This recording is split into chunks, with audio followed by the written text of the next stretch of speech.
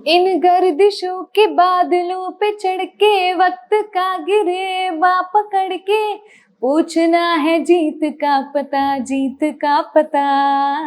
इन मुट्ठियों में चांद तारे भर के आसमां की हद से गुजर के हो जा तू भीड़ से जुदा, भीड़ से जुदा।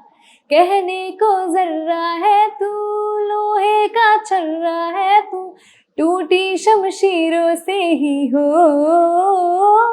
कर हर मैदान फतेह, कर हर मैदान फतेह रे बंदिया, हर मैदान फतेह। वेलकम है आपका अभ्यास सीरीज पे माय डियर स्टूडेंट्स। सो कर हर मैदान फतेह, इसी मोटो से आज हम लेके आए हैं अभ्यास सीरीज का नेक्स्ट डे। ये है डे नंबर 3 और डे 3 में हम करने वाले हैं फ्रॉम क्वेश्चन नंबर 61 से लेकर क्वेश्चन नंबर 90 तक। सो स्टूडेंट्स, होपफुली आपने डे 1 एंड डे 2 बहुत अच्छे से कंप्लीट कर लिया होगा। तो मोटिवेटेड हो जाइए और करते हैं शुरुआत आज के इस वीडियो लेक्चर की, जो कि है डे 3 फॉर अभ्यास सीरीज। हाँ जी स्टूडेंट्स, तो जैसे कि मैंने आपको कहा आज है डे 3 और हम क्वेश्चंस करने वाले हैं।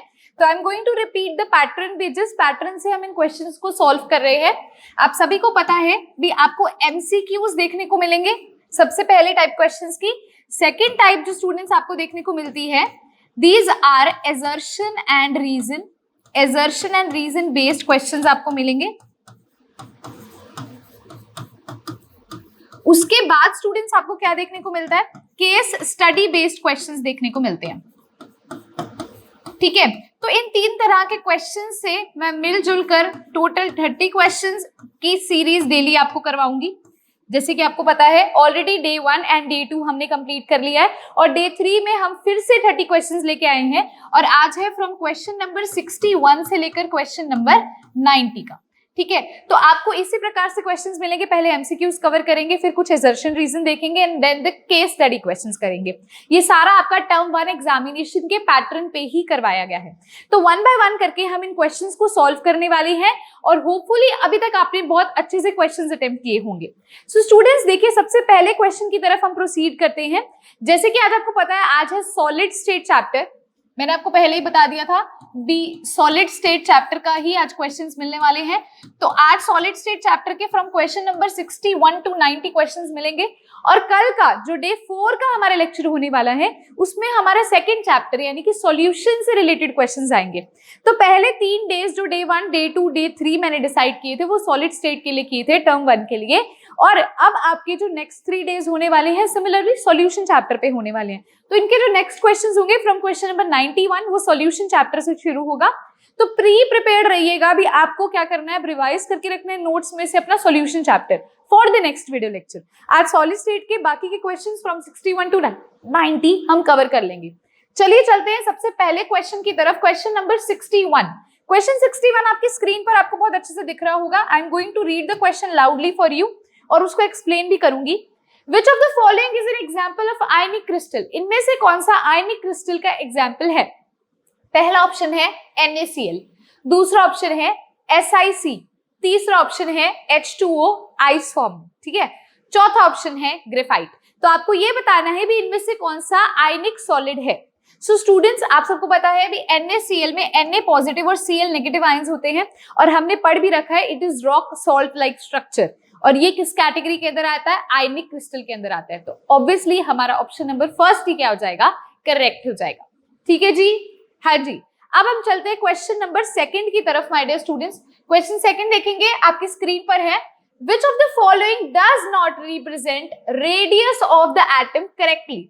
इनमें से कौन सा रिप्रेजेंट नहीं करता रेडियस एटम का करेक्टली? तो आपने ये बताना है। बहुत सिंपल सा क्वेश्चन है, अगर आप थोड़ा सा फोकस करके इसको सोचेंगे बहुत ही सिंपल सा क्वेश्चन है। कैसे करना है मैं इसका एक आइडिया भी आपको दे दूंगी। पहला आप देखिए, उसने आपको क्या गिवन डाटा दे रखा है, सिंपल क्यूबिक यूनिट सेल, और उसने बोला इसका जो रेडियस है वो a/2 दे रखा है। फिर दिया है फेस सेंटर्ड क्यूबिक सेल और इसका रेडियस है a/3√3, ये दे रखा है। फिर है बॉडी सेंटर्ड क्यूबिक सेल और इसका रेडियस आपको उसने दे रखा है √3a/4।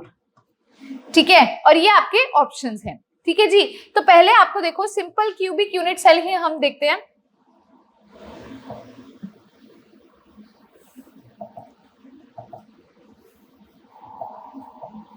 हाँ जी, this is my cube. Simple cubic unit cell मैं फिर से रिपीट करूंगी, मैंने डे 1 डे 2 में भी आपको ये चीज करवाई है।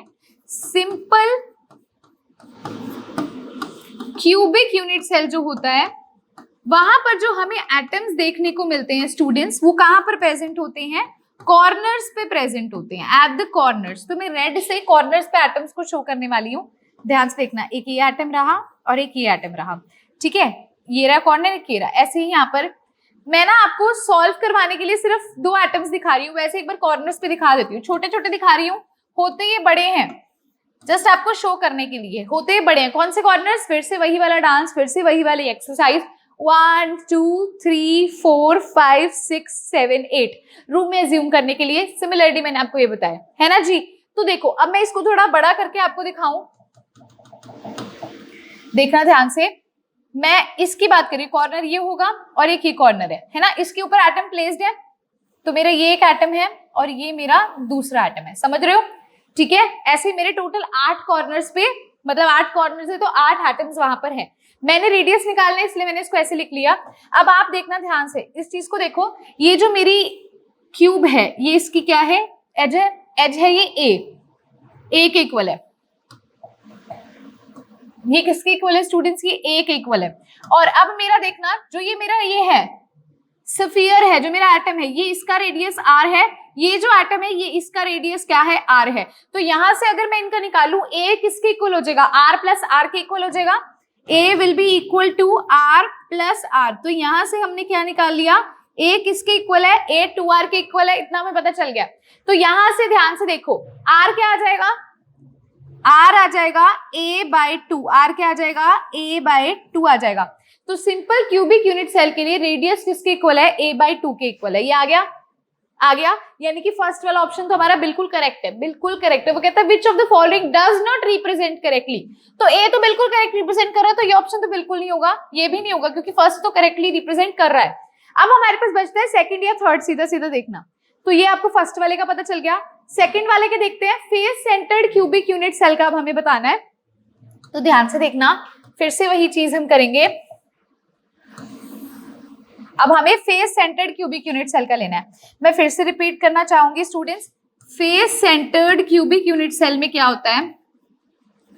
Face centred cubic unit cell में क्या होगा? जो आपके एटम्स होंगे वो कॉर्नर्स पर तो होंगे ही होंगे, इसके साथ साथ फेस के सेंटर पर भी होंगे। कहां पर होंगे? फेस के सेंटर पर ही, दो जगह पर होंगे।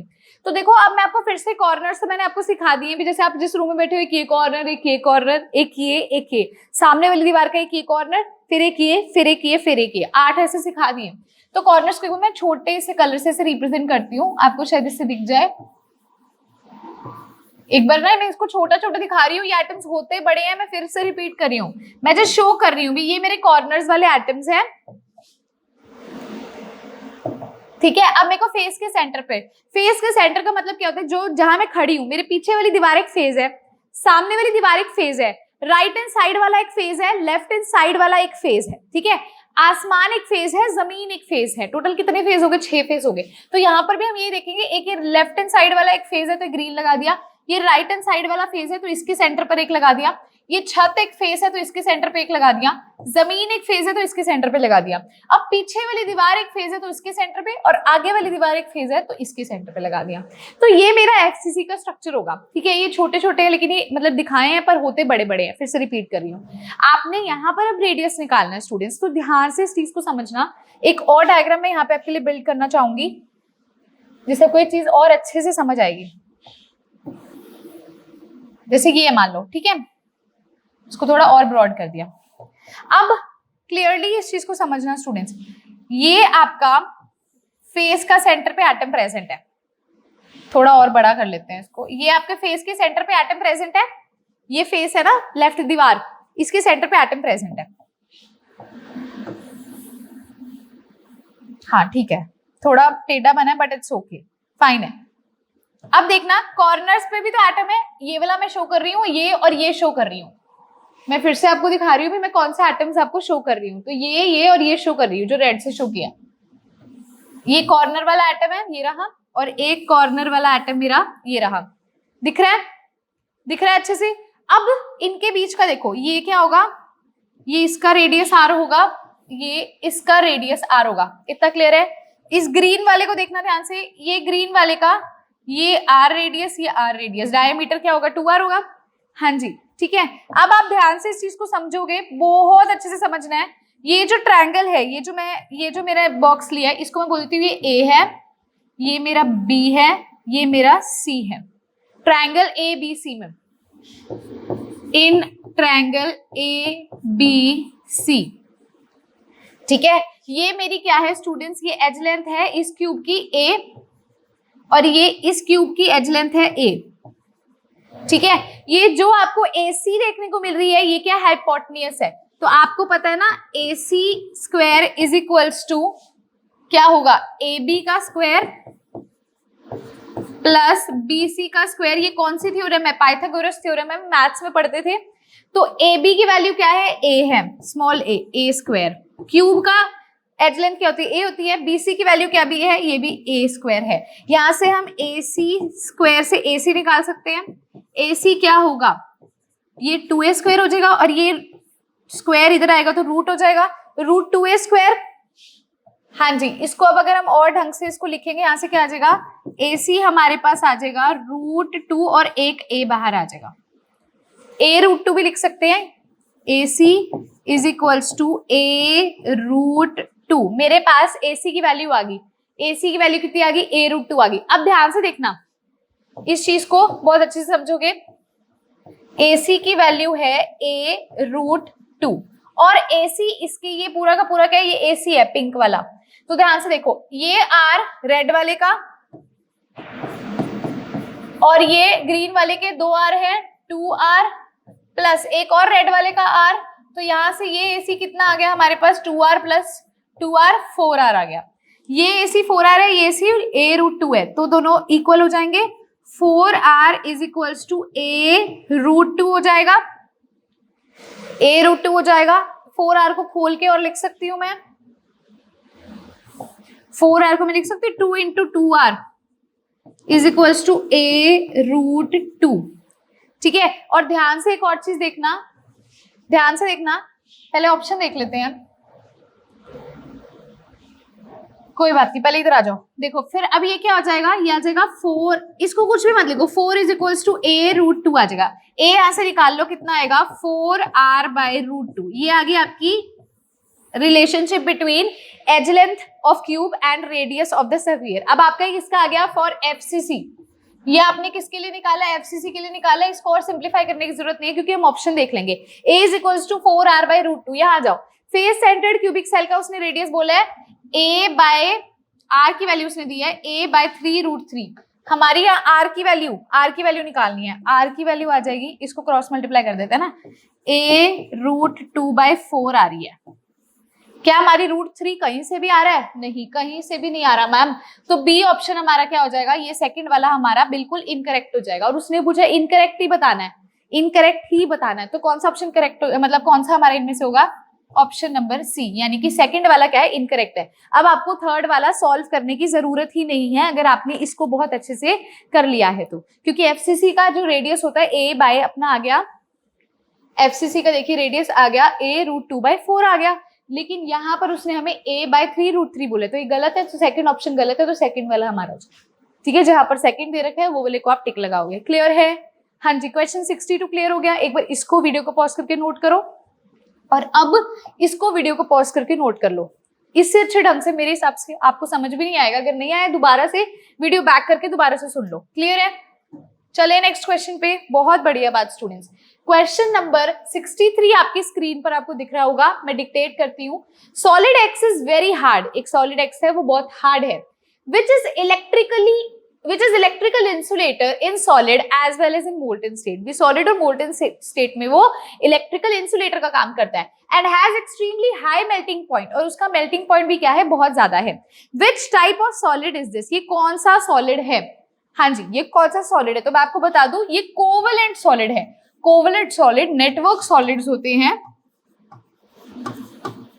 और इनका जो हमें मेल्टिंग पॉइंट होता है वो भी बहुत क्या होता है, ज्यादा होता है। And they are electrical insulator in solid as well as molten state, इसलिए इसका आंसर क्या हो जाएगा, कोवलेंट सॉलिड हो जाएगा। क्लियर है, बहुत बढ़िया बात। चलिए चलते हैं क्वेश्चन नंबर 64 की तरफ। देखिए क्या क्वेश्चन है। CaCl crystallize in body centred cubic lattice. CaCl जो होता है वो बॉडी सेंटर्ड क्यूबिक लैटिस में क्रिस्टलाइज करता है। If A is the edge length, then which of the following expressions is correct? तो इनमें से कौन सा एक्सप्रेशन करेक्ट होगा।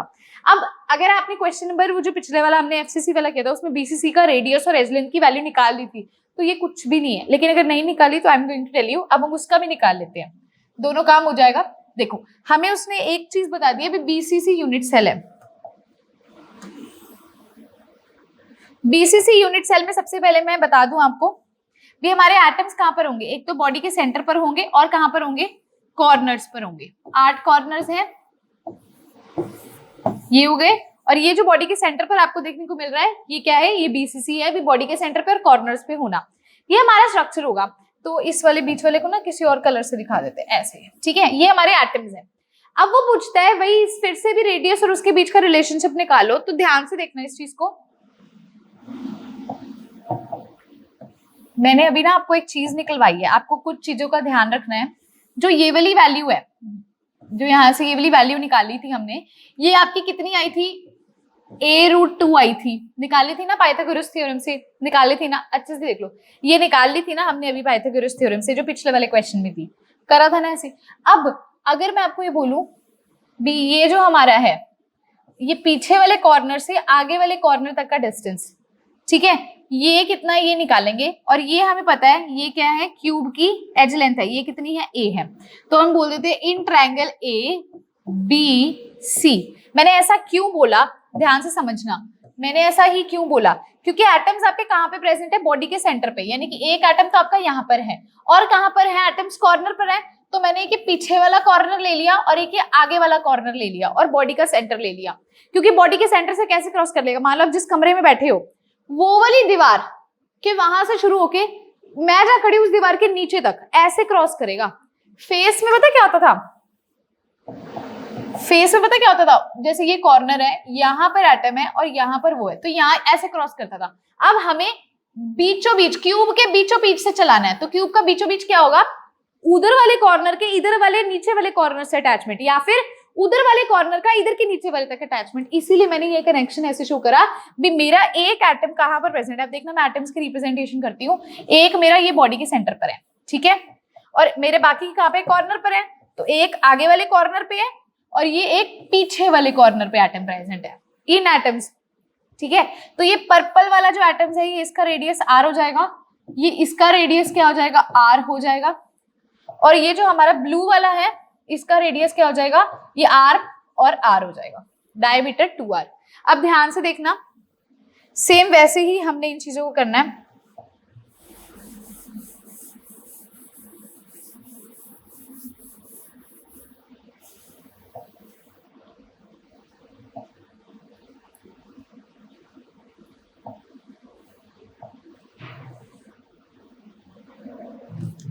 इसको छोटा कर दिया। चलो अब यहाँ ध्यान से देखोगे इस चीज को जो मैं आपको समझाने लगी हूँ। मैं पहले आपको बता रही हूँ ये जो AB है इसकी वैल्यू क्या आई है, AB की वैल्यू है r plus 2r plus r, कितना हो गया मैम, ये हो गया 4r। इतना तो हमें क्लियर हो गया। अब ये इन ट्रायंगल ABC फिर से आप कंसीडर करेंगे, ट्रायंगल ABC के अंदर हम फिर से कंसीडर करेंगे। तो यहाँ पे हमारा हाइपोटेनस है AB स्क्वायर किसके इक्वल होता है, AC square plus BC square के। तो AB स्क्वायर यहाँ पर हमने निकालना है, AC कितना हमें दे रखा है, अभी हमने पिछले वाले क्वेश्चन से निकाला था a√2 का स्क्वायर प्लस BC कितना है a स्क्वायर। तो इसको खोलेंगे, यहाँ से क्या आ जाएगा, AB square is equals to a square into 2, √2 का स्क्वायर करोगे 2 आ जाएगा और a का स्क्वायर a स्क्वायर, और यहाँ से a स्क्वायर आ गया, ठीक है। तो AB स्क्वायर कितना आ गया, 2a square plus a square कितना होता है, 3a स्क्वायर।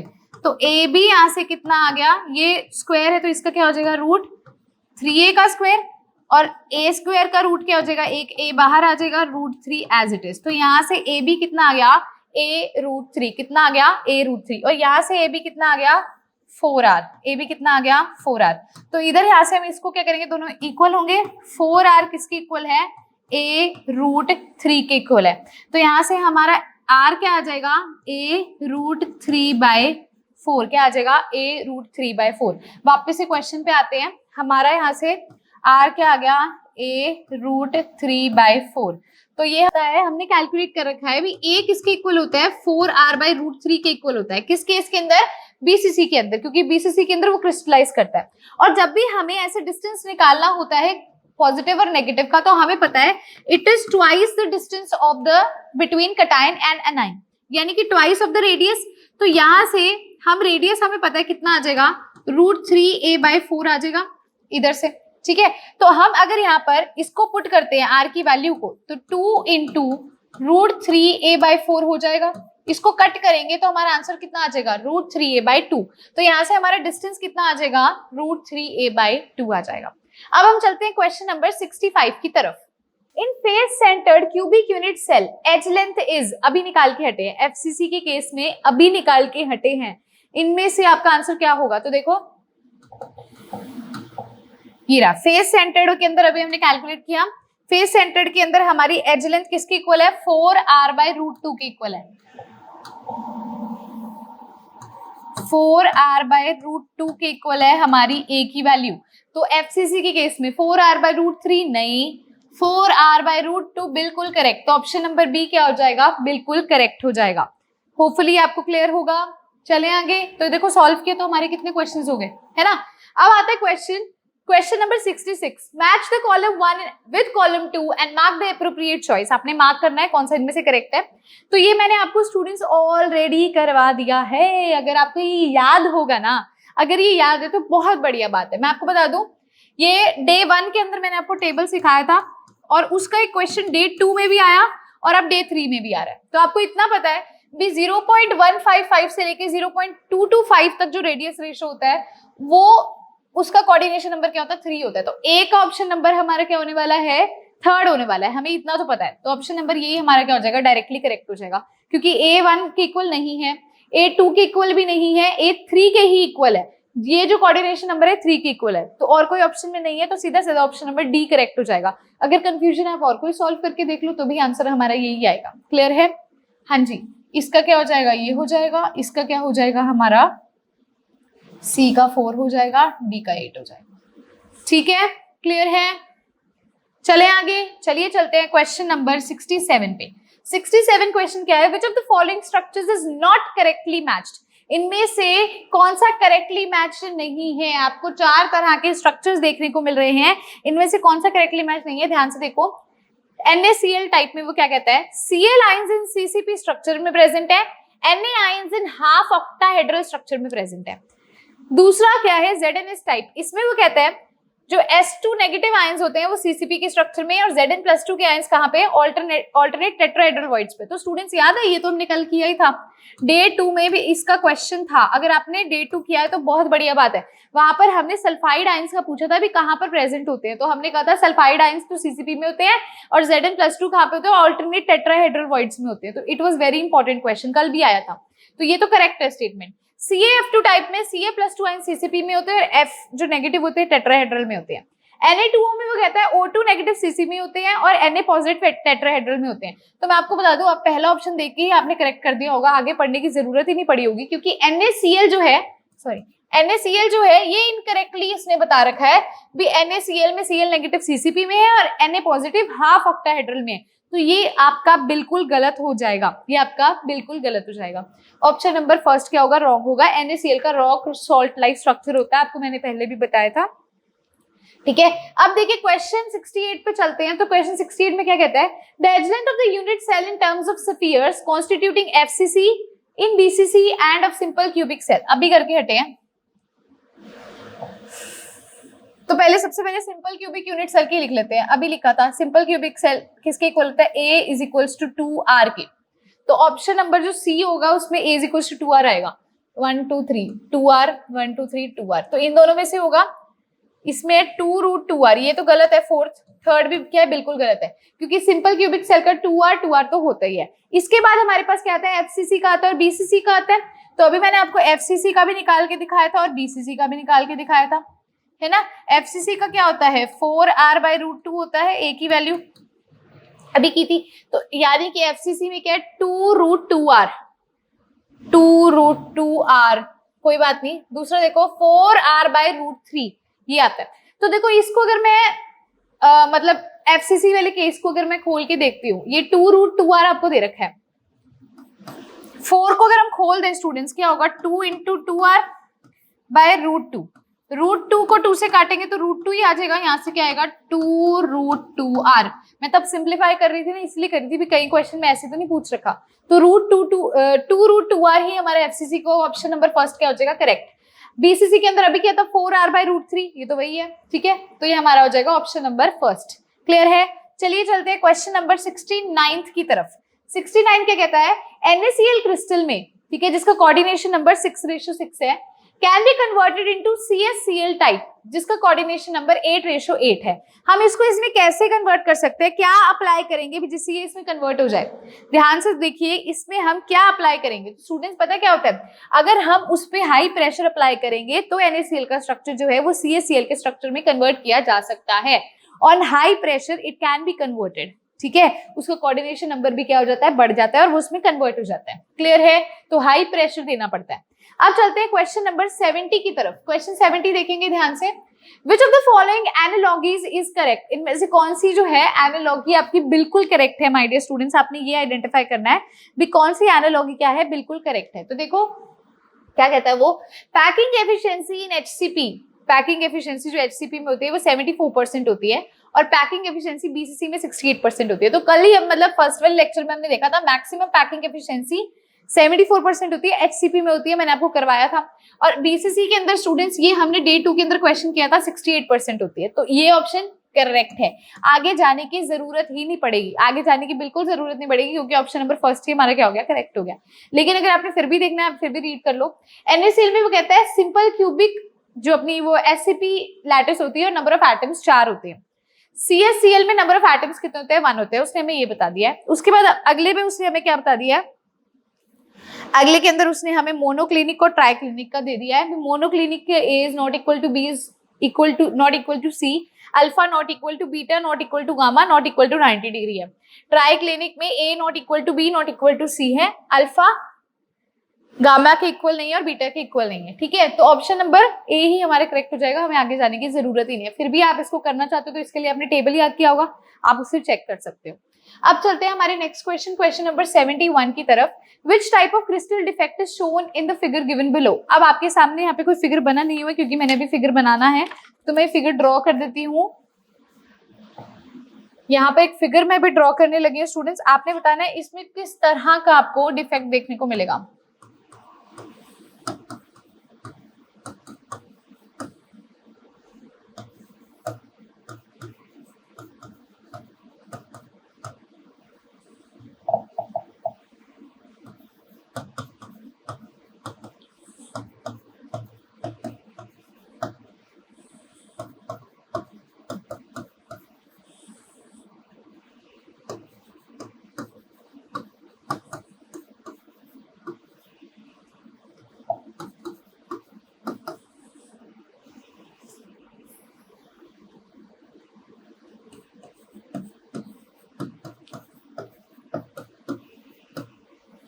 हाँ जी स्टूडेंट्स ध्यान से देखिए, ये आपके सामने स्ट्रक्चर है, आपने बता रहे इनमें से कौन सा डिफेक्ट है। तो मैं आपको एक चीज बताती हूँ, यहाँ ना काउंट करो क्या क्या चीजें मिसिंग है। Na positive Cl negative, Na positive Cl negative, Cl negative यहाँ क्या आएगा, Na पॉजिटिव, फिर Cl नेगेटिव, फिर Na positive, Na positive Cl negative, Na positive, यहाँ पे क्या आएगा Cl नेगेटिव, फिर देखो Cl नेगेटिव Na पॉजिटिव, यहाँ क्या आएगा Cl नेगेटिव, फिर Na पॉजिटिव, यहाँ क्या आएगा Na पॉजिटिव Cl नेगेटिव। तो 2 Na पॉजिटिव मिसिंग और 2 Cl मिसिंग है, यानी कि इक्वल नंबर ऑफ कटायंस और एनाइन मिसिंग है। तो ये किसके अंदर होता है, ये शॉर्ट के डिफेक्ट में देखा जाता है। किस में देखा जाता है, शॉर्ट के डिफेक्ट में। तो आपका ऑप्शन नंबर बी क्या हो जाएगा, करेक्ट हो जाएगा। चलिए चलते हैं क्वेश्चन नंबर 72 की तरफ। क्वेश्चन 72 क्या कह रहा है, ध्यान से देखिए। इफ 3 एलिमेंट्स, आपके सामने क्या है, 3 एलिमेंट्स है, x, y और z है। क्रिस्टलाइज इन सीसीपी लैटिस, एक ये सीसीपी लैटिस में क्रिस्टलाइज करते हैं, जहां पर एक्स एटम्स कहां पर प्रेजेंट है, at the corners. Y atom कहां पर प्रेजेंट है, क्यूब के सेंटर पर, यानी कि बॉडी सेंटर पर। क्यूब का सेंटर और क्या कहलाता है, इसको हम बॉडी सेंटर भी बोलते हैं। आगे देखना, और Z कहां पर है, Z है एज के सेंटर पर। आपने क्या आइडेंटिफाई करना है, आपने फॉर्मूला बताना है कंपाउंड का। तो ध्यान से देखना ऐसे क्वेश्चंस कैसे सॉल्व करने होते हैं। आपको क्या निकालना है, इनके टोटल नंबर ऑफ एटम्स निकालने हैं। एक्स निकालते हैं, एक्स के एटम्स कैसे निकालते हैं, कंट्रीब्यूशन निकालना है। टोटल कंट्रीब्यूशन कितना होता है, पहले बताओ कॉर्नर्स कितने हैं, 8 हैं, और एक का कंट्रीब्यूशन मैंने कल भी आपको सिखाया था 1/8 होता है। कैसे होता है मैं वो भी फिर भी आपको एक बार दोबारा से रिपीट करूंगी, क्योंकि मुझे पता है कई स्टूडेंट्स ने वीडियो देखी और कई नहीं देख के आए। तो ध्यान से इस चीज को समझना प्लीज। जैसे मान लो ये आपका क्यूब है, ठीक है, ये आपका क्या मैं लेके चल रही हूँ, ये आपका कॉर्नर है, इस एक कॉर्नर की बात कर रही हूँ। तो इसको, ये कॉर्नर देखना, एक आपका क्यूब, सॉरी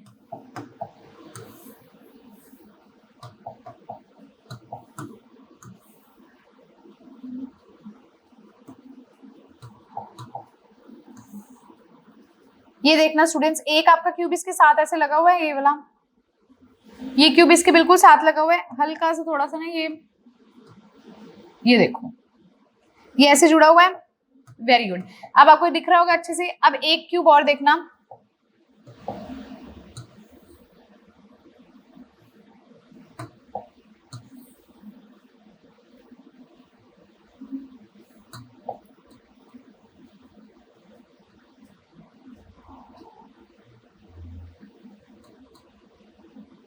ये एक क्यूब ऐसे इसके ऊपर पड़ा होगा, ठीक है।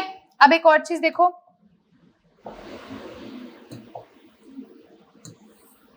ये एक क्यूब ऐसे इस ब्लू वाले के ऊपर भी पड़ा होगा, ठीक है। ऐसे ही स्टूडेंट्स, ऐसे ही ध्यान से समझना, ऐसे ही क्या होगा, एक क्यूब इसके आगे होगा ऐसे इस ब्लू वाले के,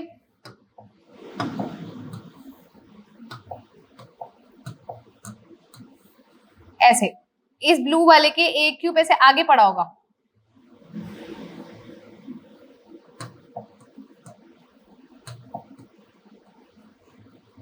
ऐसे आगे की तरफ होगा। ऐसे ही इस ऑरेंज वाले के आगे की तरफ एक ही रेड वाला होगा,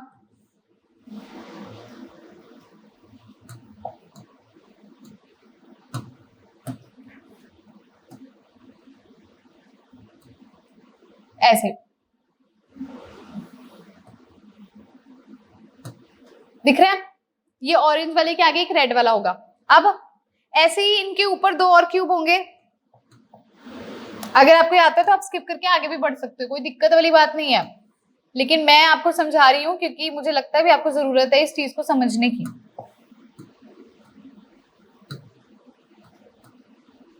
मतलब ये पर्पल वाले के आगे ग्रीन वाला पड़ा है, ठीक है, ये थोड़ा करेक्ट नहीं हो पा रहा है, ऊपर से सारे इक्वल है।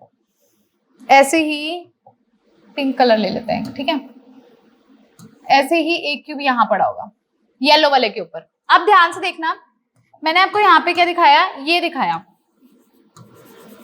ये आपका कॉर्नर था ब्लू, ये ऑरेंज वाले का, ये ऑरेंज वाले क्यूब का एक कॉर्नर कितने क्यूब्स को टच कर रहा है, ध्यान से समझना, ये कितने क्यूब्स को टच कर रहा है, एक इस रेड वाले को, इस पीछे ऑरेंज वाले को, इधर पीछे ब्लू वाले को, आगे येलो वाले को, 4, ऊपर इसको भी टच कर रहा है, देखो पर्पल को, इस ग्रीन को, इस ऑरेंज को और इस पिंक को। टोटल कितनों को टच कर रहा है, 8 को टच कर रहा है।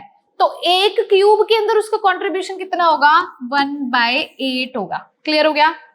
अब यहाँ देख लो, तो यहाँ इसलिए मैंने 1/8 लिखा, भी टोटल कॉर्नर्स इनटू एक का कंट्रीब्यूशन, भी एक में कितना है, वो टोटल 8 को टच कर रहा है, तो एक में कितना होगा, 1/8। तो यहाँ से हमारे पास क्या आ जाएगा, 1 आ जाएगा। अब आता है आपका y कहाँ पर है, क्यूब के सेंटर पर है। जैसे आपके लिए यहाँ पे कॉर्नर्स का मैंने एक्सप्लेन किया, ऐसे ही मैं आपको y का क्यूब का सेंटर का दिखाती हूँ, देखना ध्यान से।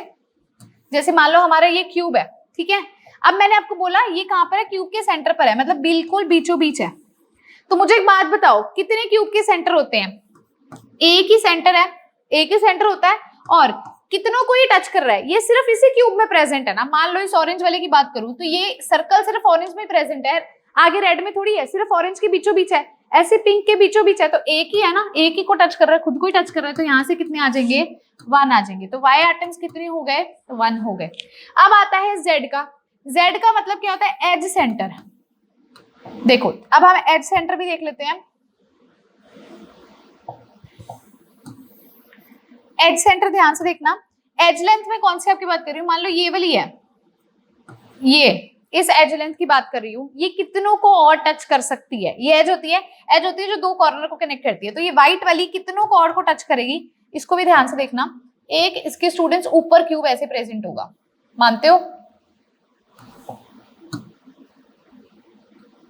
ऐसे एक ऊपर की तरफ प्रेजेंट है तो ये इसको टच कर रही है। एक और देखना, एक स्टूडेंट्स इस एक इसके आगे ऐसे प्रेजेंट होगा, इस पिंक वाले के आगे प्रेजेंट होगा तो ये व्हाइट वाले को टच कर रहा है। और एक देखना इस ऑरेंज वाले के आगे प्रेजेंट होगा, ये देखो, मतलब ब्लू वाले के ऊपर होगा। तो ये व्हाइट वाली लाइन जो मैंने आपको दिखाई थी, ये व्हाइट वाली लाइन, सॉरी ये व्हाइट वाली लाइन कितनों को टच कर रही है, पिंक को कर रही है, ब्लू को कर रही है, ऑरेंज को कर रही है, पर्पल को कर रही है, 4 को कर रही है। तो एक क्यूब में कितना कंट्रीब्यूशन होगा 1/4 होगा। और टोटल एजेस कितनी होती हैं, टोटल एजेस भी देख लेते हैं, अगर इसमें भी आपको कंफ्यूजन लग रही है। टोटल एजेस देखना कितनी होती हैं जो दो कॉर्नर को कनेक्ट करे, 1 2 3 4 5 6 7 8 9 10 11 और 12 एजेस होती हैं, टोटल 12। तो यहाँ से कितने आ गए 3 आ गए। तो हमारे यहाँ से कितना आ गया z आ गया, सॉरी 3 आ गया। तो x कितना है 1, इसके पैर में 1, y कितना है 1 और z कितना है 3। तो हमारे कंपाउंड का फॉर्मूला क्या होगा x1 y1 z3, x1 y1 z3, यानी कि ऑप्शन नंबर सी हमारा क्या हो जाएगा, सीधा सीधा करेक्ट हो जाएगा। क्लियर है। चलिए चलते हैं क्वेश्चन नंबर 73 की तरफ। क्या क्वेश्चन कहता है हमें, copper crystallizes with FCC centered cubic unit cell if the radius of the copper atom is 127.8 picometer then density आपने निकालनी है। बहुत सिंपल सा क्वेश्चन है, मैंने आपको डे 2 में बहुत सारे क्वेश्चन जैसे प्रैक्टिस करवाए थे। पहली चीज, डेंसिटी का फॉर्मूला क्या होता है, जमाना, z कोऑर्डिनेशन नंबर, मा मॉलिक्यूलर मास, ना एवोगैड्रो नंबर इनटू आ जमाना, n क्या एवोगैड्रो नंबर, एक है h लेंथ। डेंसिटी हमने निकालनी है। Z क्या होगा, FCC के लिए अभी Z हमने निकाल के हटे थे। FCC में क्या होता है, face centred cubic unit cell, corner पे भी होंगे, फेस के सेंटर पर भी होंगे। कॉर्नर पर होंगे तो 8 × 1/8 और फेस के सेंटर पर होंगे फेस कितने 6, और एक का कंट्रीब्यूशन कितना होता है 1/2। तो यहाँ से कितना आ गया, सॉरी 4 आ गया। ये आपको मैंने कितनी बार करवा दिया है, तो Z की वैल्यू 4। मॉलिक्यूलर मास कितना दे रखा है 63.55 दे रखा है। एवोगैड्रो नंबर क्या है 6.022 × 10 की पावर 23 है। और एज लेंथ का क्यूब, ए का क्यूब, ए कितनी दे रखी है आपको 127.8 पिकोमीटर। तो इसका क्या हो जाएगा स्टूडेंट्स, क्यूब हो जाएगा। सेंटीमीटर में है तो 10 की पावर -10 करना पड़ेगा, ठीक है, पिकोमीटर को सेंटीमीटर में कन्वर्ट करने के लिए। क्लियर है, हाँ जी, बड़ा सिंपल सा क्वेश्चन है। इसको तो देखो कुछ भी नहीं इसके अंदर करना आपको, हाँ जी ध्यान से देखो, नहीं नहीं नहीं नहीं ध्यान से देखो, एक चीज और ध्यान से देखो, मैंने यहाँ पर एक ही वैल्यू डालनी थी और मैंने यहाँ रेडियस हमें दे रखा है, क्वेश्चन में रेडियस दे रखा है। अभी आपने एफसीसी के केस में निकाला था ना, a = 4r/√2 निकाला था ना, आपको यार रेडियस दे दिया, a = 4 × 127.8/√2। यहां से स्टूडेंट्स आप a निकालोगे और उस a को यहाँ पुट करोगे, ये रेडियस पुट कर दिया मैंने गलती से, यहाँ पर आपने रेडियस को पुट नहीं करना, एज लेंथ को पुट करना है। √2 की वैल्यू क्या आती है 1.414, तो a क्या हो जाएगा 4 × 127.8/1.414, ठीक है। तो इस a की वैल्यू को यहाँ पुट करना है और उसका आपने क्या करना है स्टूडेंट्स, क्यूब करना है। तो उसको जब आप सॉल्व करोगे तो जो आपका आंसर आ जाएगा वो आएगा 8.9 ग्राम पर सेंटीमीटर। ये आपका क्या आ जाएगा, डेंसिटी आ जाएगी 8.9 ग्राम सेंटीमीटर क्यूब, इसकी वो भी लगा लेना। क्लियर है। यहाँ पर अब उसने कंफ्यूज करके रेडियस दे दिया, फटाफट क्वेश्चन को हम करने के चक्कर में एक ही जगह पर रेडियस लगा दिया। हमें यहाँ पर रेडियस का हमें पता है FCC में 4r/√2 होती है। अब आप वहां पे a = 2r मत डालना, FCC दे रखे तो FCC का भी हमने एज लेंथ और रेडियस का रिलेशन निकाला था। क्लियर है? चलिए चलते हैं क्वेश्चन नंबर 74 की तरफ। क्या क्वेश्चन है? If the radius of an octahedral void is r, अगर रेडियस ऑक्टाहेड्रल वॉइड का r है और radius of atoms in closed pack structure, close packing is capital R, ठीक है, the relation between R and R is, तो इस R और इस R के बीच का रिलेशन बताओ, वो ये आपको बोल रहा है। तो ऑक्टाहेड्रल स्ट्रक्चर के रेडियस की हम बात कर रहे हैं, ऑक्टाहेड्रल वॉइड की, सॉरी। तो जैसे हमारे ये इस प्रकार से एटम्स अरेंज होते हैं, ऑक्टाहेड्रल में क्या होगा, एटम जैसे इसके बीचों बीच है, तो यहाँ पर ये हमारा R है और ये हमारा क्या है, कैपिटल R। उसने यही बोला ना, स्मॉल r ऑक्टाहेड्रल वॉइड का है और कैपिटल R हमारी क्लोज पैकिंग है, तो उसका रेडियस है, ठीक है। तो अब हमें यहाँ पर उसने क्या बोला है, उसने हमें बताया भी इन दोनों के बीच का रिलेशनशिप बताइए, कैपिटल R और स्मॉल r के बीच का रिलेशनशिप बताना है। तो हमें पता है यहाँ पर ये भी क्या हो जाएगा, R और ये क्या हो जाएगा, कैपिटल R। ऐसे ट्रायंगल बनेगा, इसका ये है R और इसका ये है R। ऐसे ही आपको ये देखने को मिल रहा है। हाँ जी, ध्यान से देखो, ऐसे ही है ना। इसको अगर हम ज्वाइन कर देंगे तो यहाँ पे देखो, इन ट्रायंगल ABC में अगर हम बोलते हैं ABC में, तो AC हमारी हाइपोटेन्यूज है, किसके इक्वल होता है, AB² के प्लस AC² के। AC क्या है, AC, सॉरी मैं ये ट्रायंगल के अकॉर्डिंगली लिखना है। हाइपोटेन्यूज हमारी ये है ना, क्योंकि ये यहाँ पर 90 डिग्री का एंगल बन रहा है, तो BC² = AB² प्लस AC² होगा। BC² क्या है, 2r का square is equals to AB क्या है, capital R plus small r का स्क्वायर, और AC क्या है, कैपिटल R और स्मॉल r का स्क्वायर, यही है। हाँ जी, तो जब हम इसको सॉल्व करते हैं, हमारा यहाँ से क्या आ जाएगा, √2r = r प्लस r आ जाएगा, ठीक है, क्योंकि सब पे क्या है, स्क्वायर है, ठीक है। तो अगर हम इस सबके मतलब इसको क्या करें, अंडर रूट कर दे सबका, तो ये स्क्वायर कट जाएगा। तो यहाँ से हमारे पास क्या आंसर आ जाएगा, यहाँ से आ जाएगा √2r = r प्लस r, हमारे पास आंसर आ जाएगा। तो हमें रिलेशनशिप बताना है कैपिटल R और स्मॉल r के बीच में। तो हम क्या कर सकते हैं, स्मॉल r को यहाँ ले आए, √2r minus r = capital R। तो यहाँ से √2 कॉमन, मतलब r कॉमन ले लेंगे, तो ये हमारा रिलेशनशिप एस्टैब्लिश हो जाएगा। तो कौन सा हमारा करेक्ट होगा, कैपिटल, ध्यान से देखते हैं। हाँ जी, इसकी वैल्यू पुट कर देते हैं, √2 की 1.414 minus 1 small r = capital R, यहाँ से आ जाएगा 0.414 स्मॉल r = कैपिटल R। हाँ, ऑप्शन नंबर बी हमारा क्या हो जाएगा स्टूडेंट्स, ऑप्शन नंबर बी हमारा करेक्ट हो जाएगा। ऑप्शन नंबर बी क्या हो जाएगा, बिल्कुल करेक्ट हो जाएगा। क्लियर है? हाँ जी, वीडियो को पॉज करके इसको नोट करो। हाँ जी स्टूडेंट्स, तो अब आते हैं क्वेश्चन नंबर 75। देखिए क्या क्वेश्चन है, the edge length of sodium chloride unit cell is 564 picometer. If the size of Cl negative ion is 181 picometer, तो Na पॉजिटिव का साइज बताइए।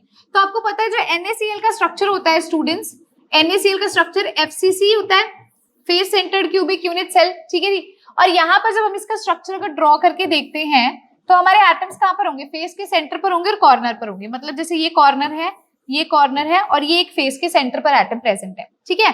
तो इसकी बात कर रही हूं मैं, ये इसका रेडियस है, ये रेडियस 2 है और एक ये है। टोटल ये पूरी लाइन हमारी क्या हो जाती है, ये मैंने अभी आपको बताया था, हमने ट्रायंगल कंसीडर किया था, तो r plus r plus r plus r कितना हो गया, 4r हो गया ना, ठीक है। और यहाँ पर अब आप एक और चीज देखिएगा, यहाँ पर ये देखिएगा, ये हमारी क्या है, एज लेंथ a है, ये हमारी क्या है, a है, यही होता है। और जब हमने पाइथागोरस थ्योरम लगाई थी, तो 4r किसके इक्वल था, √2a के इक्वल था। ये हमारा क्या होता है, FCC का केस होता है। अब उसने हमसे यहाँ पर क्या पूछा है क्वेश्चन में, उसने हमसे पूछा है भी NaCl के स्ट्रक्चर के अंदर उसने हमें मतलब एज लेंथ दे दी, ये a की वैल्यू दे दी उसने हमें, ठीक है। और उसने हमें बोल दिया भी जो Cl नेगेटिव आयन है वो 181 पिकोमीटर है, उसकी वैल्यू क्या है, 181 पिकोमीटर है। तो साइज बताओ Na पॉजिटिव आयन का, Na पॉजिटिव आयन का आपने साइज बताना है। सिंपल सी बात है, हम जब भी ऐसे क्वेश्चन करते हैं तो हमारा क्या होता है, जो एज लेंथ वो 2 इंटू डिस्टेंस बिटवीन कटायन और अनायन होता है, 2 into distance between cation and अनायन।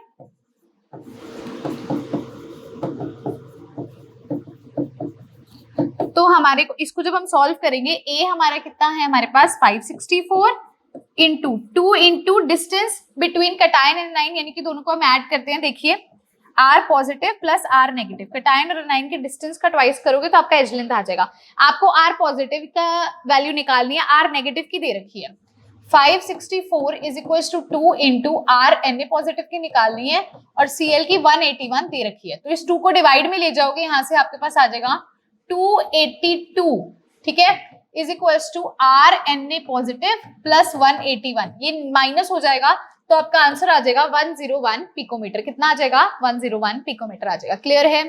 चलिए चलते हैं क्वेश्चन नंबर 76 की तरफ।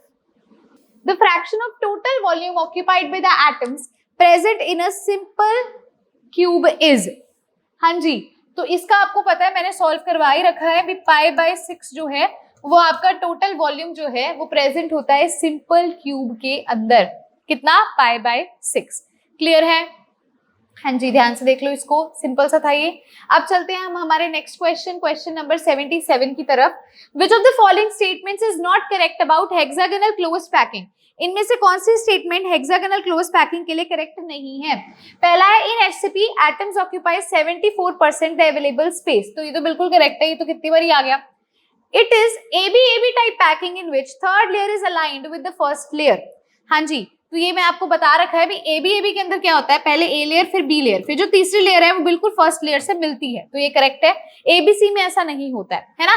फिर आता है BeCd lithium Ca Cr etcetera are found to have HCP structure, तो ये भी बिल्कुल करेक्ट है। नेक्स्ट देखो, द कोऑर्डिनेशन नंबर इज 6, तो कोऑर्डिनेशन नंबर 6 नहीं होता, कोऑर्डिनेशन नंबर 12 होता है, ठीक है, हेक्सागोनल क्लोज पैकिंग के अंदर। तो ऑप्शन नंबर डी आपका क्या हो जाएगा? इनकरेक्ट हो जाएगा। ठीक है जी, चलिए चलते हैं क्वेश्चन नंबर 78 की तरफ। For the given structure the site marked as S is. मैं आपको एक बार स्ट्रक्चर बता देती हूँ। यहाँ पर आपसे पूछा गया भी ये साइट किसकी तरह मार्क की गई है, ठीक है। स्ट्रक्चर आप ड्रॉ कर लीजिएगा।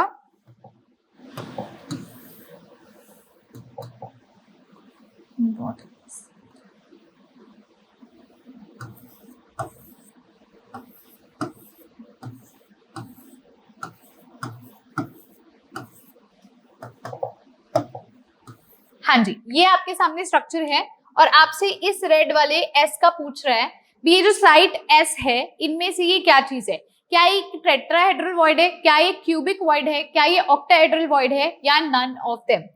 तो हाँ जी देखो ध्यान से, पहले देखो ये कौन सा स्ट्रक्चर है। हाँ जी, कौन सा स्ट्रक्चर है? यहाँ पर एज के सेंटर पर आपको एटम्स हैं और बॉडी के सेंटर पर, ठीक है। जब एज के सेंटर पर और बॉडी के सेंटर पर आपको एटम्स मिल रहे हैं, ठीक है, कहां पर मिल रहे हैं? एज के सेंटर पर मिल रहे हैं और बॉडी के सेंटर पर मिल रहे हैं। तो ये वाले जो हमारे एटम्स होते हैं स्टूडेंट्स, ठीक है, जो एज सेंटर और बॉडी सेंटर पर मिलते हैं, ये हमारा ऑक्टाहेड्रल वॉइड होता है। कौन सा वॉइड होता है? हमारा ऑक्टाहेड्रल वॉइड होता है। तो ऑप्शन नंबर सी क्या हो जाएगा? करेक्ट हो जाएगा। क्लियर है? चलो चलते हैं क्वेश्चन नंबर 79 की तरफ। क्या क्वेश्चन 79 है? Schottky defect in solid is due to. जो शॉर्टकी डिफेक्ट होता है सॉलिड्स में वो किस कारण होता है?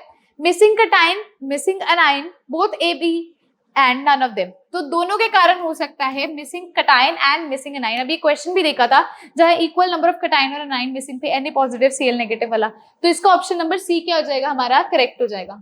अब चलिए नेक्स्ट क्वेश्चन पे। 80 क्वेश्चन क्या है? In a face centred cubic lattice atom A occupies, atom A जो है वो कहां पर है? वो कॉर्नर पर है, ठीक है। एटम बी जो है वो कहां पर है? वो फेस के सेंटर पर है। If atom B, if one atom of B is missing from the face centered position, अगर एक एटम फेस सेंटर्ड पोजीशन यानी कि B में से मिसिंग है तो फॉर्मूला बताओ। पहले A एटम देख लेते हैं। A एटम का कैसे होगा? टोटल कॉर्नर्स है 8 और एक का कंट्रीब्यूशन कितना होता है? 1/8। ये तो हम कर चुके हैं, तो ये 1 आ गया। अब B के केस में देखो, ये कहां पर है? फेस के सेंटर पर। टोटल फेस के सेंटर कितने होते हैं? 6 होते हैं। लेकिन उसने हमें क्या बोला है? एक एटम बी का मिसिंग है, यानी कि कितने रह गए? 6 होते हैं, लेकिन एक मिसिंग है तो 5 रह गए ना। कंट्रीब्यूशन क्या होता है फेस सेंटर का? 1/2 होता है। मतलब एक दीवार जो अपनी ये वाली इसका बीचों बीच, ये कितनों को टच कर रहा है? साथ वाली दीवार को और इस दीवार को, तो 1/2 कंट्रीब्यूशन होगा। लेकिन एक मिसिंग है तो 6 की जगह हम क्या लिखेंगे? 5। तो यहाँ से क्या आ जाएगा? 5/2, यानी कि A1 और B क्या है? 5/2। इस सबको 2 से मल्टीप्लाई करें तो A2 B 5/2 इंटू 2 हो जाएगा तो ये कट जाएगा, A2B5 ऑप्शन नंबर डी हमारा क्या हो जाएगा, करेक्ट हो जाएगा। क्लियर है? चलिए चलते हैं क्वेश्चन नंबर 81 की तरफ। ध्यान से देखेंगे, अब हमने यहाँ पे हमारे एमसीक्यूज कवर कर लिए हैं स्टूडेंट, सारे एमसीक्यूज हो चुके हैं। अब एजर्शन रीजन आ रहा है और इसके बाद हमारा जो आएगा केस बेस्ड क्वेश्चन आएगा। तो पहले मैं आपको कंडीशंस बता देती हूँ एजर्शन एंड रीजन की क्या होंगी। हाँ जी स्टूडेंट्स, तो अब हम कर रहे हैं एजर्शन एंड रीजन। अब देखिए एमसीक्यूज हमने ओवरऑल सारे कवर कर ही लिए हैं। एजर्शन रीजन की कुछ कंडीशंस होती हैं, पहले आपको कंडीशंस एक्सप्लेन कर देती हूँ। अगर आपको पता है कंडीशंस क्या, आप सीधा क्वेश्चन आगे स्किप करके देख सकते हो, ठीक है। तो इसकी कंडीशंस आपको क्या होती हैं, ऑप्शन ए कब सही होगा, बी कब सही होगा, डी कब होगा, सी कब होगा और डी कब होगा। ऑप्शन ए में क्या होता है, देखो ऑप्शन ए में क्या होगा, जब आपकी एजर्शन और रीजन दोनों करेक्ट है, एजर्शन भी सही है, रीजन भी सही है, लेकिन रीजन एजर्शन को एक्सप्लेन करे, साथ साथ एक्सप्लेनेशन भी हो रीजन की, एजर्शन की भी, रीजन जो सेकंड स्टेटमेंट है वो इसको एक्सप्लेन कर रहा है। बी ऑप्शन कब होगा, जब एजर्शन तो सही है, रीजन भी सही है, लेकिन वो उसे एक्सप्लेन नहीं करता, ये इसको एक्सप्लेन नहीं करता, तो ऑप्शन बी करेक्ट होगा। सी ऑप्शन में क्या है, जब एजर्शन तो सही है लेकिन रीजन ही क्या है, गलत हो गया। और डी ऑप्शन क्या है, जब एजर्शन सही नहीं है और सिर्फ रीजन सही है। ए ऑप्शन में दोनों सही है और ये इसको एक्सप्लेन कर रहा है, बी ऑप्शन में ये सही है, ये सही है, लेकिन ये इसको एक्सप्लेन नहीं करता। सी ऑप्शन में ये सही है, ये गलत है, और डी ऑप्शन में ये गलत है, ये सही है, ये होता है। अब देखिए सबसे पहले क्वेश्चन आपको यहाँ पे देखने को मिल रहा होगा, दिस इज क्वेश्चन नंबर 81, ये 81 क्वेश्चन है। एजर्शन क्या है, Frenkel defect is shown by ionic substances in which cation and anion are of almost similar size, ये एजर्शन कहता है। तो स्टूडेंट्स फ्रिंकल डिफेक्ट ऐसा कुछ भी नहीं कहता है, उल्टा जो साइज का डिफरेंस होता है वो डिफरेंट होता है, कभी भी सेम साइज नहीं होता।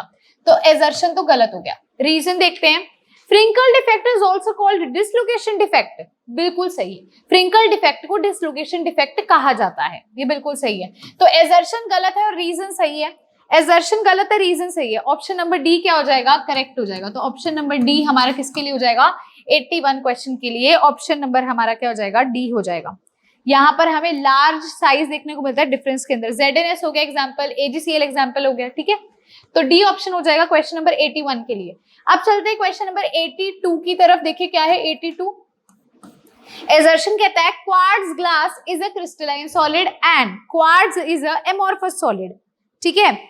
तो क्वार्ट ग्लास कह रहा है भी क्रिस्टलाइन, और क्वार्ट्ज कह रहा है भी क्या है, अमोर्फस है, ये उल्टा कह रहा है, ये गलत बोल रहा है। क्वार्ट ग्लास एमोर्फस होता है और क्वार्ट्ज क्या होता है, क्रिस्टलाइन सॉलिड होता है। सबसे पहले लेक्चर के अंदर आपको मैंने करवाया था।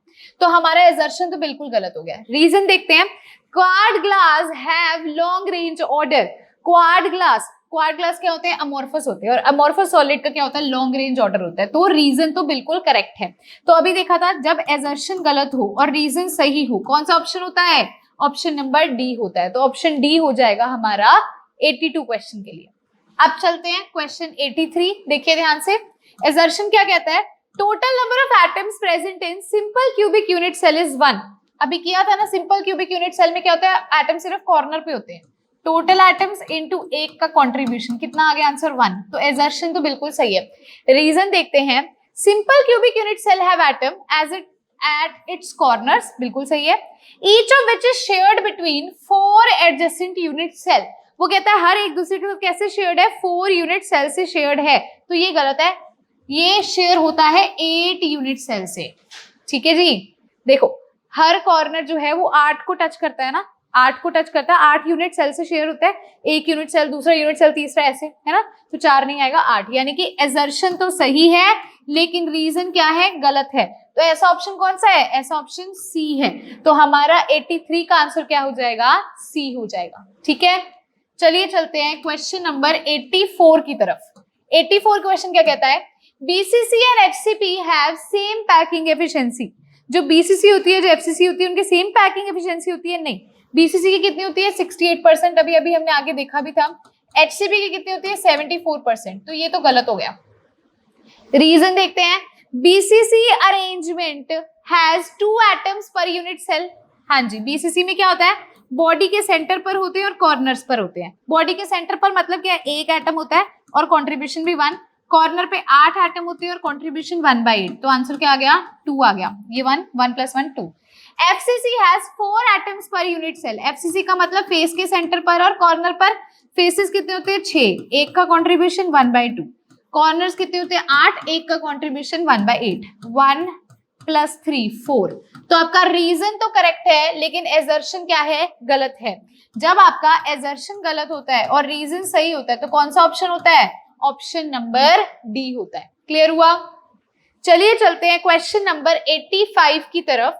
85 क्वेश्चन क्या कहता है, in close packing of spheres, एक क्लोज पैकिंग स्फीयर्स में अ टेट्राहेड्रल वॉइड, जो टेट्राहेड्रल वॉइड होता है, is surrounded by 4 spheres whereas octahedral is surrounded by 6 spheres। ये बिल्कुल करेक्ट है, यही होता है। टेट्राहेड्रल 4 स्फीयर से सराउंडेड होते हैं, ऑक्टाहेड्रल 6 स्फीयर से सराउंडेड होते हैं। रीजन क्या देता है वो, a tetrahedral void has a tetrahedral shape whereas an octahedral void has an octahedral shape। तो ये तो बिल्कुल गलत है, ऐसा नहीं होता भी उसकी शेप इस कारण है तो वो ऐसे कहलाता है, नहीं, ठीक है, ऐसा नहीं है। तो एजर्शन सही है और रीजन क्या है, गलत है। जब एजर्शन सही होता है रीजन गलत होता है तो वो ऑप्शन कौन सा होता है, ऑप्शन नंबर सी होता है। क्लियर है, very good.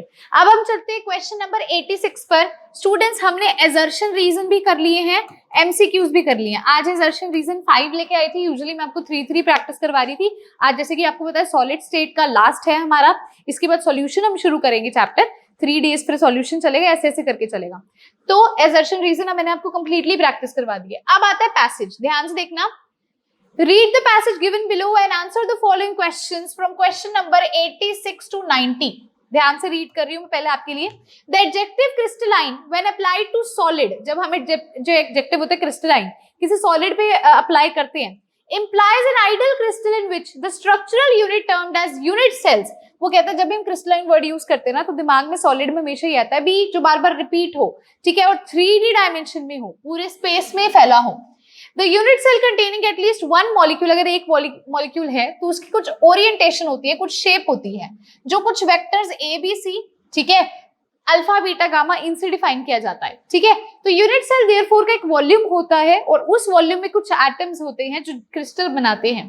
Each crystal can be classified as members of one of the 7 possible crystal system बनता है, ठीक है, जो कि रिलेशनशिप होता है अल्फा बीटा गामा के बीच में और एंगल ए बी सी के बीच में और अल्फा बीटा गामा के बीच में रिलेशन निकलता है। ये मैंने आपको करवा रखा है ना भी A is not equal to B is not equal to C, फिर अल्फा बीटा गामा हमने बना रखे हैं, ये कर रखा है 7 क्रिस्टल सिस्टम, तो वही चीज बता रहा है, ठीक है। वो कहता है भी यहाँ पर क्या बनते हैं, 14 ब्रेविस लैटिस बनते हैं, ठीक है, 230 स्पेस ग्रुप्स होते हैं जिनको हम डिफाइन कर सकते हैं। और कौन से 7 क्रिस्टल सिस्टम होते हैं, ट्राइक्लिनिक, मोनोक्लिनिक, ट्राइगोनल या रोम्बोहेड्रल, टेट्रागोनल, हेक्सागोनल, रोम्बिक या ऑर्थोरोम्बिक एंड क्यूबिक, ये बनते हैं। इसका टेबल आपने किया होगा याद, मैं अब आपको एक क्लिप दिखाने लगी हूं इसी टेबल से रिलेटेड। के अंदर क्या होता है, क्यूब अभी हम बना के हटे थे, हमें पता है क्यूब के अंदर क्या होता है, तीनों साइड्स इक्वल होती है, तो ए जो है वो बी के इक्वल होगा और बी जो है वो सी के, मतलब तीनों एक दूसरे के इक्वल है। तो और एंगल भी क्यूबिक में क्या देखा जाता है, 90 डिग्री का ऑब्जर्व किया जाता है। तो अल्फा बीटा और गामा क्या हो जाएगा, 90 हो जाएगा, ठीक है, वो कॉलम बाद में समझाऊंगी। अब देखो सेकंड केस देखो टेट्रागोनल का। टेट्रागोनल में क्या होता है स्टूडेंट्स, आपने याद कैसे करना है, पहले क्यूबिक आता है, क्यूबिक में सारा कुछ इक्वल है। टेट्रागोनल में क्या है, एक तो इक्वल है लेकिन एक इक्वल नहीं है, यानी कि ए बी के इक्वल और बी सी के इक्वल नहीं है।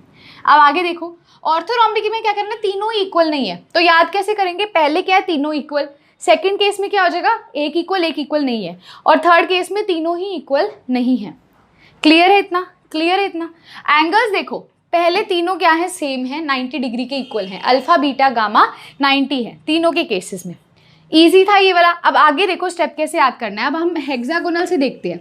हेक्सागोनल में फिर वही उल्टा, देखो आपने क्या करना है, उल्टा चलना है। उल्टा कैसे, जैसे ये ऑर्थोरोम्बिक का था, ऑर्थोरोम्बिक से पहले था a is equals to B, B is not equals to C, तो ऑर्थोरोम्बिक के बाद भी वही होगा, a is equals to B लेकिन b c के इक्वल नहीं है। अब फिर उल्टा चलना है, उससे पहले क्या था, a जो है वो b के इक्वल है और वो c के इक्वल है, और सेम वही आ जाएगा, a जो है वो b के इक्वल है और c के इक्वल है। कैसे याद किया, पहला केस है भी सब इक्वल है, सेकंड केस है भी एक इक्वल है एक इक्वल नहीं है, और लास्ट केस है भी कोई भी इक्वल नहीं है। फिर उल्टा चलना है, सारे कुछ इक्वल नहीं थे, फिर एक इक्वल एक नहीं, और फिर तीनों इक्वल है, मतलब ऐसे सेम और ये वाले सेम, ठीक है, ये चीज याद हो गई रोम्बोहेड्रल तक, है ना। तो अब आगे देखो, लास्ट वाले दो केसेस में कुछ भी इक्वल नहीं है, कुछ भी इक्वल नहीं है, ए बी सी इक्वल नहीं है, ए बी सी इक्वल नहीं है। तो ये क्लियर हो गया आपको relation between A B C कैसे याद करना है। अब इधर देखिए value of alpha beta gamma कैसे करना है। मैंने बोला पहले 3 केसेस में क्या है, वैल्यू सेम रहेगी, 90 डिग्री रहेगी। फिर जैसे ही हेक्सागोनल आ जाएगा तो हेक्सागोनल में क्या होता है स्टूडेंट्स, अल्फा बीटा तो 90 है लेकिन गामा क्या है 120, गामा 120 डिग्री का एंगल है, अल्फा बीटा 90 है, ठीक है। अब उसके बाद देखिए, उसके बाद केस आता है रोम्बोहेड्रल का, ठीक है। रोम्बोहेड्रल में क्या होगा स्टूडेंट्स, अल्फा बीटा गामा तीनों ही 90 के इक्वल नहीं है। अब देखो पहले क्या थे, पहले तीनों 90 के इक्वल थे फर्स्ट 3 केसेस में, फिर आया भी 2 90 के इक्वल है और एक 120 के, फिर आया भी 2 जो है, मतलब जो ये तीनों है, तीनों केस ये 90 के इक्वल है ही नहीं, ठीक है। Sorry for the disturbance.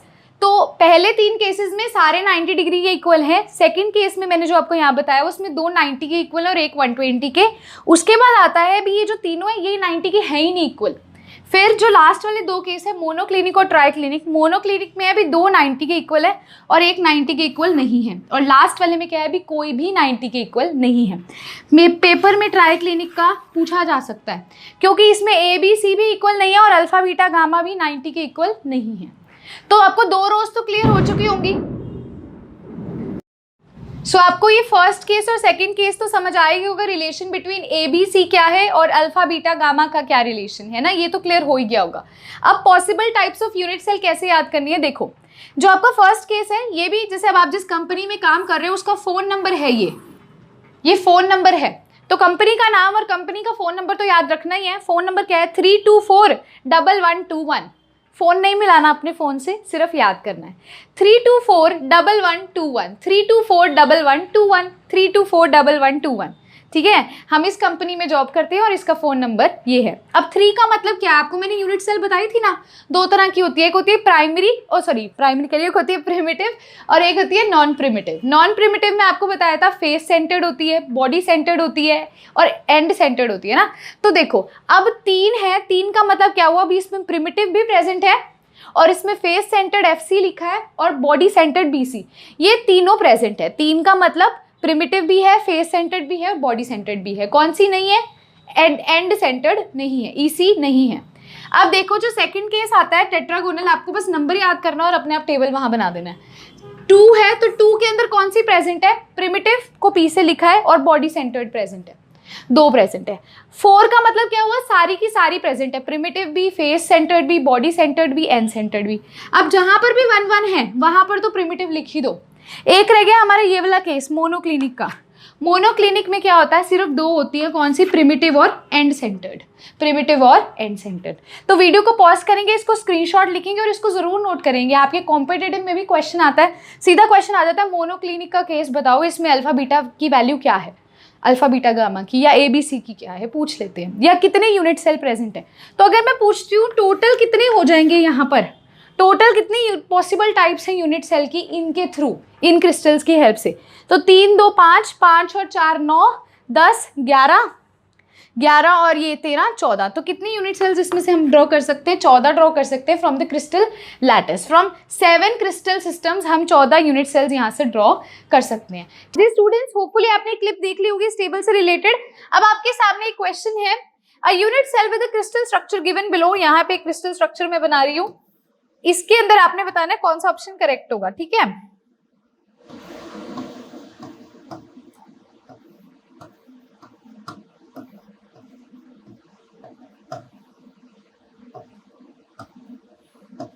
हाँ जी, आपके सामने ये क्रिस्टल सिस्टम आपको देखने को मिल रहा है, आपने बताना है कौन सा इसमें से करेक्ट होगा। तो यहाँ देखो ABC के इक्वल है और अल्फा बीटा गामा भी क्या है 90 डिग्री है, तो ये कौन सा सिस्टम हो जाएगा, ये हमारा क्यूबिक सिस्टम हो जाएगा। कैसा सिस्टम हो जाएगा, क्यूबिक, जिसमें A is equals to B is equals to C है और alpha is equals to beta is equals to gamma is equals to कितना दे रखा है डायग्राम में 90 डिग्री। तो ऑप्शन नंबर A क्या हो जाएगा, 86 का करेक्ट हो जाएगा। चलिए चलते हैं नेक्स्ट क्वेश्चन की तरफ। नेक्स्ट क्वेश्चन में क्या कहता है, a crystal system of a compound with unit cell dimensions, A दे रखी है 0.387, B दे रखी है 0.387, लेकिन C डिफरेंट है। मतलब क्या है, A is equals to B है लेकिन वो C के इक्वल नहीं है।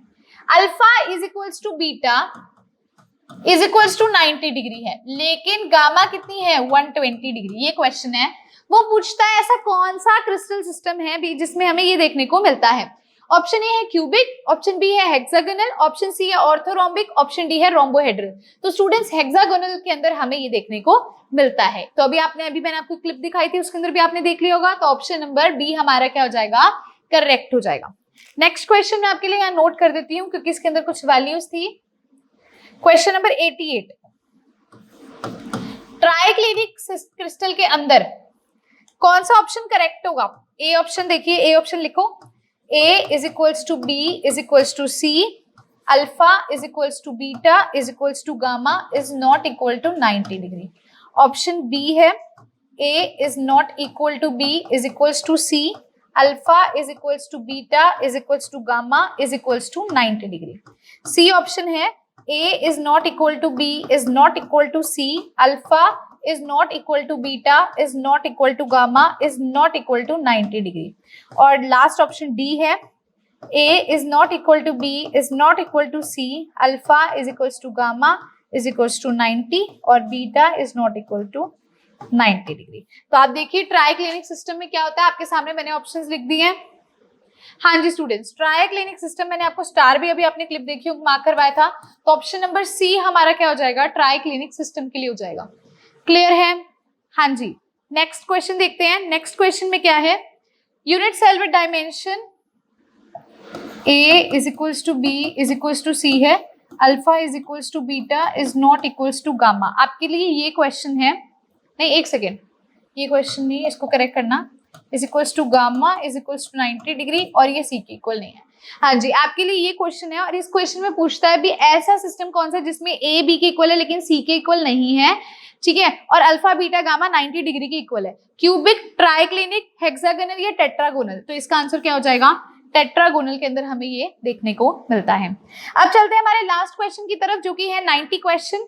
90 क्वेश्चन में वो हमें क्या बोलता है, an example of orthorhombic crystal system is. Orthorhombic crystal system का एग्जांपल क्या है, ऑप्शन ए है SnO2, बी है KNO3, सी है ZnO और डी है K2Cr2O7। तो इसका आंसर क्या होगा, ZnO होगा। इसका आंसर क्या हो जाएगा, ZnO हो जाएगा। हाँ जी स्टूडेंट्स, क्लियर है, बहुत बढ़िया। तो यहीं पर हमारा आज का वीडियो लेक्चर जो है ये फिनिश होता है। अगर आज का वीडियो लेक्चर आपको अच्छा लगा है तो लाइक जरूर करना है। आज डे 3 के अंदर स्टूडेंट्स हमने कवर करे हैं क्वेश्चन नंबर 61 से लेकर 90 तक। अब हम डे 4 जो करेंगे उसके अंदर नेक्स्ट क्वेश्चंस को लेके आने वाले हैं फ्रॉम क्वेश्चन नंबर 91। फिर से 30 क्वेश्चंस करेंगे, लेकिन जो डे 4 होने वाला है वो हमारा अब चैप्टर सॉल्यूशंस पर होगा। डे 1 से लेके डे 3 हमने सॉलिड स्टेट पे किया, अब नेक्स्ट 3 डेज हम सॉल्यूशन चैप्टर पे करेंगे। सो अगर मजा आ रहा है, आपको इंटरेस्टिंग लग रही है सीरीज, अभ्यास सीरीज, तो लाइक जरूर करके जाना है और टेंशन नहीं लेनी। कई क्वेश्चंस ऐसे होंगे जिसमें अभी भी आपको प्रॉब्लम आ रही होगी, कोई बात नहीं, आप साथ साथ उन्हीं क्वेश्चंस को पहले समझो, फिर दोबारा से 30 क्वेश्चंस प्रैक्टिस करो। यही वाले प्रैक्टिस करोगे तब सब सही हो जाएगा, ठीक है। सो टेंशन नहीं लेनी, अच्छे से सॉल्व करना है मेरे साथ। डेली आपने क्वेश्चंस को सॉल्व करना है, डेली का ठान लो भी करना ही करना है, और नहीं समझ आ रही तो समझ के करना है, पीछे क्लिप ढूंढ लेनी है या नोट्स खोल लेने हैं, फिर समझ के फिर याद कर लेना है। क्लियर है? सो अगर आज का वीडियो लेक्चर अच्छा लगा है तो लाइक करना है, बहुत अच्छा लगा है तो शेयर जरूर करके जाइएगा चैनल को, और सब्सक्राइब कीजिएगा अगर आप मेरे चैनल पर न्यू हैं। तो मिलते हैं डे 4 के अंदर with chapter solution of class 12। Thank you so much my dear students, have a good day.